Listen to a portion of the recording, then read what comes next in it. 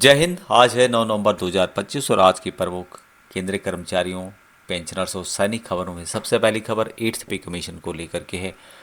69 lakh pensioners को लगा झटका, 8वें वेतन आयोग का नहीं मिलेगा फायदा। कर्मचारी संघ ने यहाँ पे चेतावनी दी है।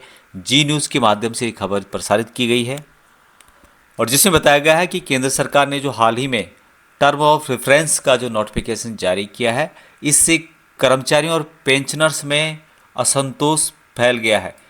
कई कर्मचारी संगठनों ने दावा किया है कि 8वें वेतन आयोग की जो टर्म ऑफ रेफरेंस की महत्वपूर्ण प्रावधान होते थे, उनको यहाँ पर 7वें वेतन आयोग से अलग बताया गया है। यानी कि 7वें वेतन आयोग में जो टर्म ऑफ रेफरेंस थे, 8वें वेतन आयोग में वो टर्म ऑफ रेफरेंस गायब हैं।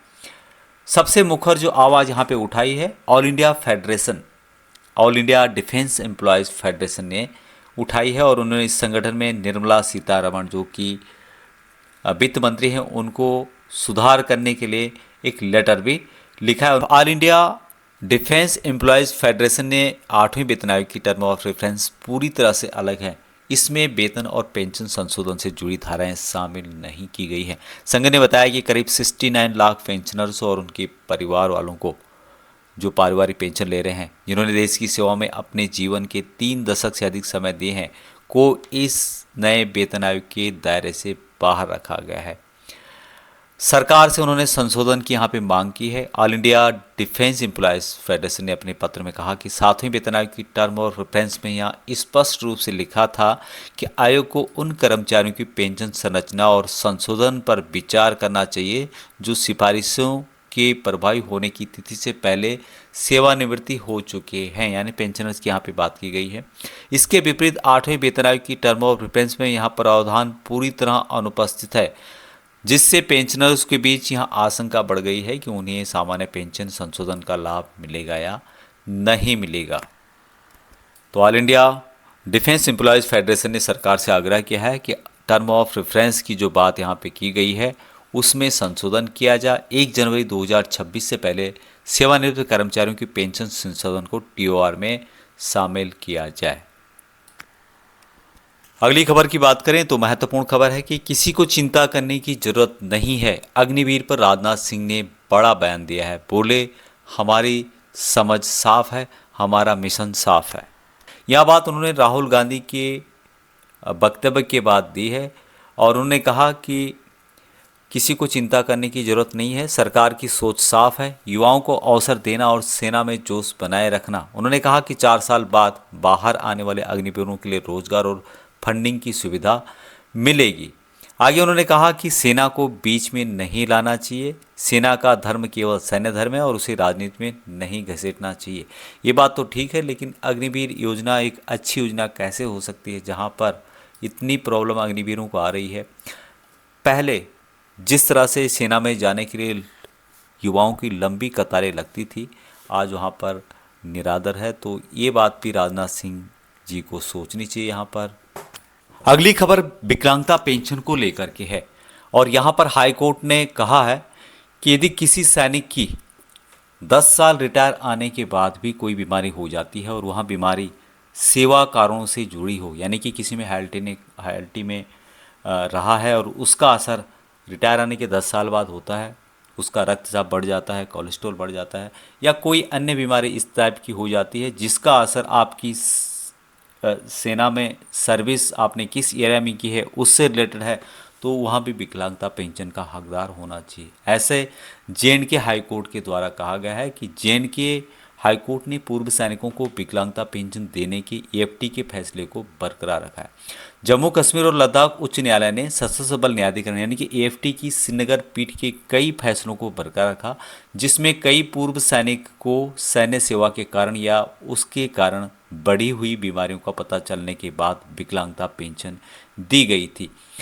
और यहाँ पे कोर्ट ने कहा कि विकलांगता से पीड़ित कार्मिक जिन्हें सेवानिवृत्ति के 10 साल के भीतर उत्पन्न होने वाली विकलांगता भी शामिल है, विकलांगता पेंशन के लिए पात्र हो सकते हैं यदि रोग सेवा कारणों के कारण पाया जाता है।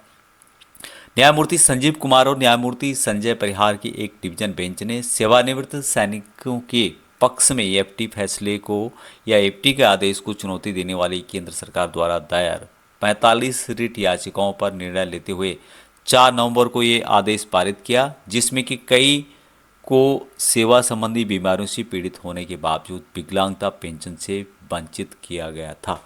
और यहाँ पर हाई कोर्ट के द्वारा उस पर रोक लगा दी गई है और हाई कोर्ट ने कहा है कि विकलांगता पेंशन आपको सेवानिवृत्ति के 10 साल बाद भी मिल सकती है, बशर्ते कि आपकी जो बीमारी है वहाँ आपके सेवा कारणों के कारण हुई हो।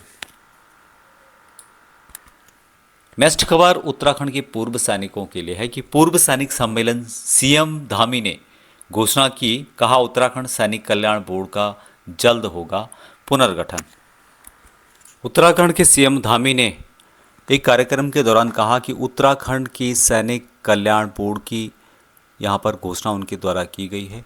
अभी उत्तराखंड सैनिक कल्याण बोर्ड और उत्तराखंड पूर्व सैनिक निगम, इसमें अंतर है क्योंकि पूर्व सैनिक निगम विशेषकर रोजगार से रिलेटेड नौकरियां वगैरह देता है, लेकिन सैनिक कल्याण बोर्ड एक ऐसा संगठन होता है, सैनिक कल्याण बोर्ड सैनिकों से जुड़े जो भी योजनाएं हैं उनको बनाता है।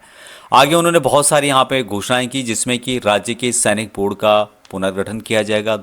वीरता पुरस्कार की राशि बढ़ाई गई। परमवीर चक्र विजेता को प्रदेश सरकार 1.5 करोड़ रुपए देगी। शौर्य चक्र विजेता को 15 की जगह 25 लाख, सेना मेडल विजेता को 15 और मेसन पुरस्कार विजेता को 3.5 लाख की जगह 10 लाख रुपए दिए जाएंगे। पूर्व सैनिक के बच्चों के हल्द्वानी में 150 की क्षमता के हॉस्टल निर्माण होगा।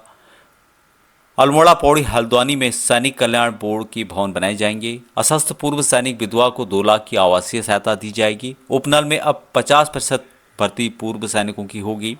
सेवारत सैनिकों को 25 लाख की संपत्ति खरीद में 25% की स्टाम्प ड्यूटी छूट दी जाएगी। पूर्व सैनिक और उनके आश्रितों को सरकारी नौकरी में अधिकतम आयु सीमा में 5 साल की छूट उनके द्वारा घोषणाएं की गई। नेक्स्ट अपडेट पूर्व सैनिकों और उनके बच्चों से रिलेटेड है। Army institute of management and technology AIMT Noida के द्वारा यह अपडेट जारी किया गया है और ये जो इंस्टीट्यूट है ये रन किया जाता है army welfare education society AWES के तहत संचालित एक संस्था है जो विशेष रूप से आर्मी कर्मियों के आश्रितों के लिए है। यहाँ पर जो फीस होती है आमतौर पर आश्रितों के लिए रियायती दरों पे होती है और विशेष रूप से छूट यहाँ पर दी जाती है। यदि बात करें यहाँ पर सीटों की तो MBA के लिए यहाँ पर जो सीटें रखी गई है 180 सीटें हैं। ये सभी आर्मी के जो सर्विंग है और रिटायर है उनके बच्चों के लिए है और BBA की 60 सीटें हैं जो सभी सीटें पूर्व सैनिक, सर्विंग और उनके बच्चे और रिटायर होने वालों के बच्चों के लिए है। आश्रित डिपेंडेंट में सेवारत और सेवानिवृत्ति आर्मी कर्मियों के पुत्र पुत्रियों के लिए शामिल हैं। प्रवेश में शौर्य विजेता जो होते हैं और उनकी विधवाओं के आश्रितों को यहाँ पे प्राथमिकता दी जाती है। बाकी ज़्यादा डिटेल्स यदि आप इसकी चाहते हैं तो यहाँ पर कुछ इंक्वायरीज दी गई है, आप इंक्वायरी नंबरों से पता करके इसके बारे में जान सकते हैं। यदि आप अपने बच्चों को MBA या फिर BBA कराना चाहते हैं फ्री ऑफ कॉस्ट या कम रियायत दरों पर, तो आप यहाँ पर जो स्क्रीन में नंबर हैं उनसे रब्ता कर सकते हैं। अंत में जॉब की बात यदि की जाए तो मिनिस्ट्री ऑफ डिफेंस के द्वारा एक जॉब फेयर का आयोजन किया जा रहा है 28 नवंबर 2025 को और यहाँ पर station sports ground air force station Hakimpet समरपेट रोड सिकंदराबाद तेलंगाना में ये जॉब फेयर का आयोजन किया जा रहा है।